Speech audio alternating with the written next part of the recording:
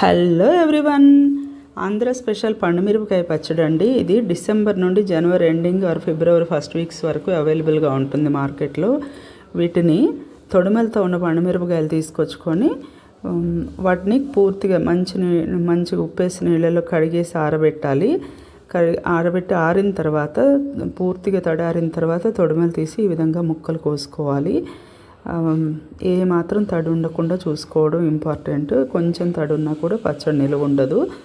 So ఈ ఒక్క పచ్చడి ఉంటే చాలు, ఇంట్లో చాలా రకాలు చేసుకోవచ్చు. ఈ 1 కేజీ కోసం 250 గ్రాముల చింతపండు, 200 గ్రాముల ఉప్పు, కళ్ళుప్పు మంచిగా ఎండలో ఎండబెట్టండి 1 గంట 2 గంటలు. ఆ తర్వాత ఈ విధంగా మిక్సీ జార్లో కొంచెం కొంచెం వేసుకుంటూ పొడి చేయండి.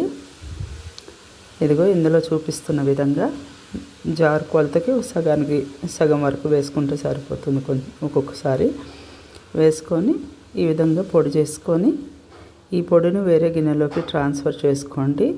ఆ తర్వాత కొంచెం కొంచెం ఈ పౌడర్ వేసుకుంటూ మిక్సీ జార్లో కొంచెం పండుమిర్చి చేర్చుకుంటూ ఈ విధంగా చేర్చుకుంటూ గ్రైండ్ చేయాలి. అయితే ఇది మెత్తగా కానివ్వద్దు, కచ్చాపచ్చాగానే ఉండాలి ముక్కలు. కొంచెం అది తోలు కనిపిస్తున్నట్లు పండుమిర్చి ఆ విధంగా ఉండాలి, పూర్తిగా నలగకుండా చూసుకోండి.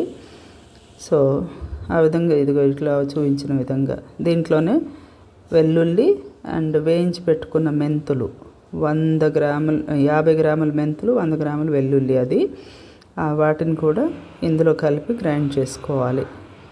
ఈ పచ్చడి సంవత్సరం పాటు మంచి నిల్వ ఉంటుందండి. చాలా రకాల కాంబినేషన్స్లో చేసుకోవచ్చు. పండుమిరపకాయ గోంగూర, పండుమిరపకాయ కొత్తిమీర, పండుమిరపకాయ టమాటో, ఈ విధంగా చాలా రకాలు ఉంటాయి. అన్నీ చేసుకోవచ్చు. మీరు కూడా ట్రై చేయండి. నచ్చితే లైక్ చేయండి.